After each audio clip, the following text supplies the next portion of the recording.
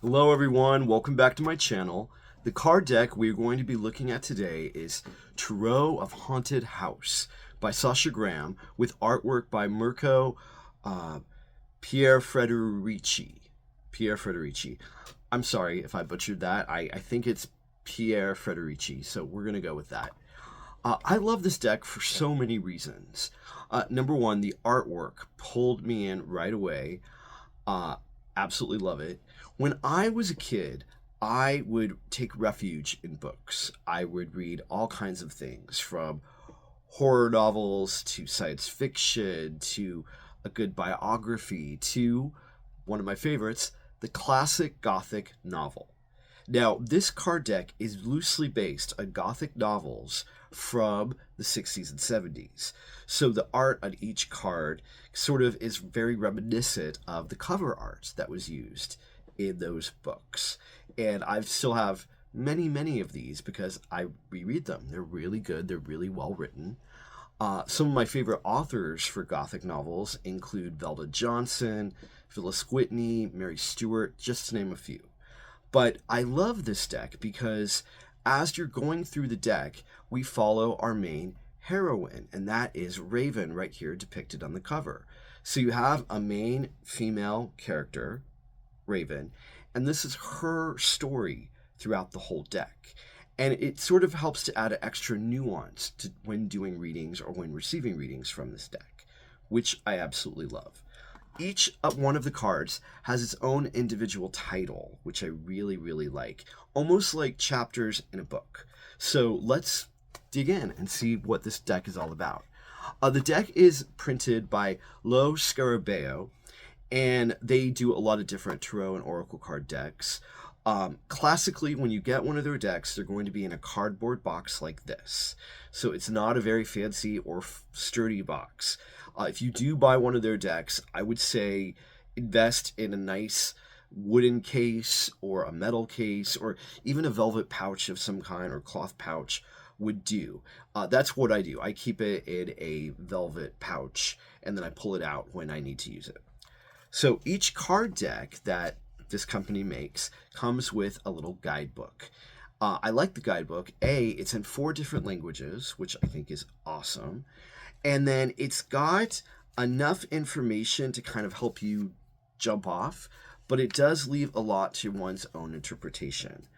Like I said, each card in this deck does have a specific title.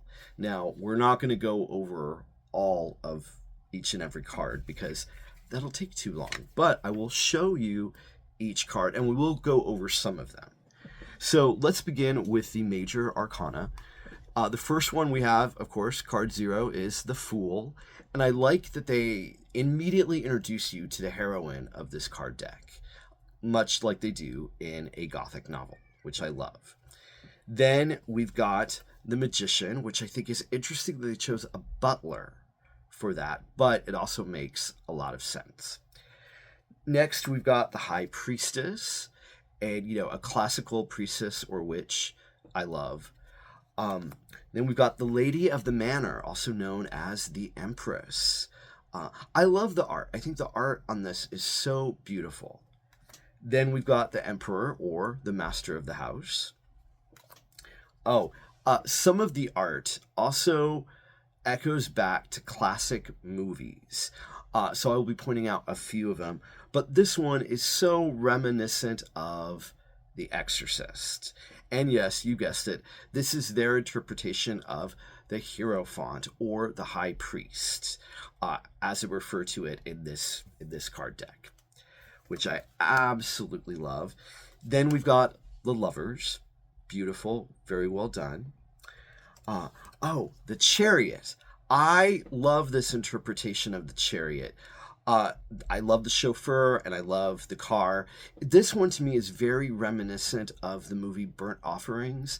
It's a 1975 classic. Highly love it. Definitely recommend. It's got Betty Davis in it. Go watch it. It's a great movie. Then we've got the Strength card, which I love that it's a reflection of our main heroine in this. Oftentimes the Strength card doesn't really reflect back to us. And here it's a reflection of the actual heroine, which I think is phenomenal. Oh, we've got the Hermit. The Hermit is the groundskeeper, which I love for this deck. Also, you've got the classic Lantern, always on a Hermit card. Then you've got the Wheel. Now here, like in classical tarot, you've got the 4 major archetypes of the man, the eagle, the ox or the ram, and the lion. Now, in this is symbolic of the different 4 facets of what some consider to be Jesus Christ. I think it's really interesting. To delve even deeper, it looks at how each one of these animals is a representation of Mark, of Luke, of John, and of Matthew, which, if you're very Christian, this will make a lot of sense. And we're going to see these 4 guys again on another card. Next, for Judgment, we've got the head maid of the house, which I thought was very interesting. She's all about making sure everything is fair and concise, and I love that. Oh, we have the Hanged Man, no explanation necessary. It's perfect. I love this portrayal of the Angel of Death. I think this is awesome. The death card doesn't really ever mean death. It only means change or alteration or release in some kind of ways. But I love that I made this badass Angel of Death. I think she's awesome. Love it. Oh, and I love that the Temperance card is at a bar. Yeah, I love that, given the temperance movement that happened back in the day in the United States. I love this.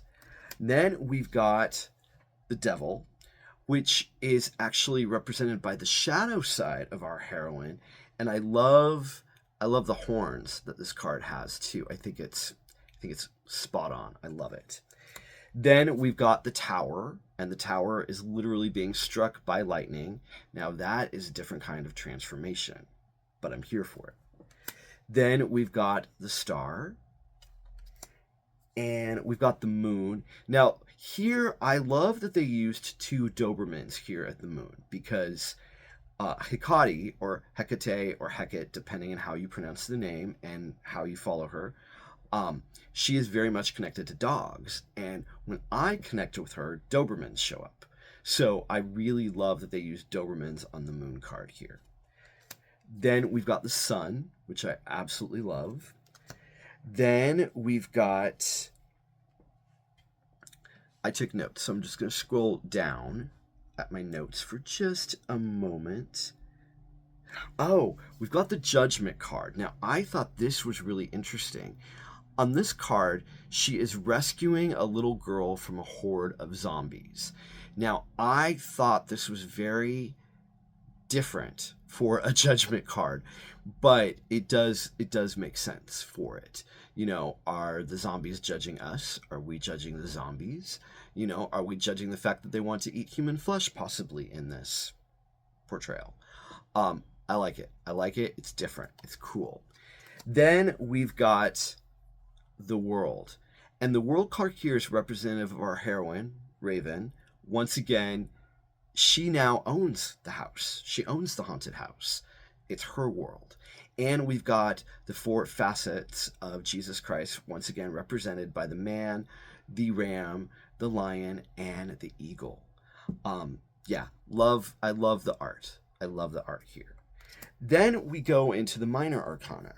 Now, what I love is the court cards for the minor arcanas are all different creatures. So for the Cups suit, they are angels, and we'll get to them in a second. So here we have the Ace of Cups, the 2 of Cups. This is probably one of my favorite pictures in this deck. I think it's beautiful. I think it's frameable. I would look at this all the time. I absolutely love it. Then we've got the Three of Cups. I love how visceral this picture is, because I think at one point or another we've all felt like we've been underwater, and I think this spot on, spot on. The Four of Cups, Five of Cups. Oh, Six of Cups also makes me really, really happy here. I love it. I love this interpretation. We've got the Seven of Cups, the Eight of Cups, the Nine of Cups, and we have the classic Ten of Cups with the rainbow, as it's usually portrayed in classical tarot. Oh, and see the twins here in this picture? They will be coming back in another later card, so I will keep you pointed for that. Then we get to the court cards. So we've got the Page of Cups, a beautiful angel. I love this. The Knight of Cups. Oh, the Queen of Cups. Beautiful, beautiful artwork. The King of Cups. Then we go on to the Pentacles. And the Pentacles, I love this. The Pentacles, their court cards are all referred to as witches. So we've got the Ace of Pentacles. Oh, the twins are back. We've got the Two of Pentacles. Now, look at the carpet, look at the twins. What movie are we referencing? That's right, The Shining. Who doesn't love Stephen King? He's awesome. Love this, love this, love this. Then we've got the Three of Pentacles. Ooh, the Four of Pentacles. Very creepy. We've got the Five of Pentacles, which this picture reminds me of all those like creature features from the 1950s. Love it. Love it. Oh, Six of Pentacles. So I think it's really like endearing that she's feeding the little rats. To me, this reminds me of the movie Willard, both the original one done in 1971 and the one done more recently with Crispin Glover. Love it. Love it, love it, love it. We've got the Seven of Pentacles. Beautiful. The Eight of Pentacles. The Nine of Pentacles. The Ten of Pentacles. Now, I like this card a lot because of seeing the house in a winter scene. And you could even make the argument this is a totally different house from the haunted house that's actually portrayed on the deck. Oh, then we have the Page of Pentacles. We have a young witch. The Knight of Pentacles. Oh, the Queen of Pentacles. So I love the Ostara vibes that this is giving. You know, the Easter vibes with the rabbit. Love it. Perfect for this time of year. It is beautiful. We have the King of Pentacles. Then we go to the Wands. The Wands are all represented by vampires. So we have the Ace of Wands. We have the Two of Wands. Oh, this is one of my favorites too in the deck. The Three of Wands. I love that she just is coming down the stairs. I think it's beautiful. I think it's elegant. Another one that could be hung up as a work of art. Absolutely. Oh, Four of Pentacles. Or sorry, Four of Wands. We are on Wands. We're on Wands now, not Pentacles. Forgive me. This picture reminds me of the TV show 12 Monkeys. Not the movie, but the TV show. If you've ever seen it or have it, go check it out. It's a brilliant show. Really well acted, really well written, does have rewatchability. Highly recommend. It is amazing. But yeah, this card reminds me of that TV show. Then we've got the Five of Wands, the Six of Wands, the Seven of Wands. She's had enough. You know, she's fed up. Eight of Wands. Oh, I love the maze on this. I think it's so elaborate for the Nine of Wands. Absolutely beautiful. Oh, we have the Ten of Wands. And now we have the court cards, which are vampires. So we've got the Page of Wands. I love the carousel here. We've got the Knight of Wands. Beautiful. Oh, the Vampire Queen. The Queen of Wands. Absolutely beautiful. Then we've got the King of Wands, which I think this picture is so powerful.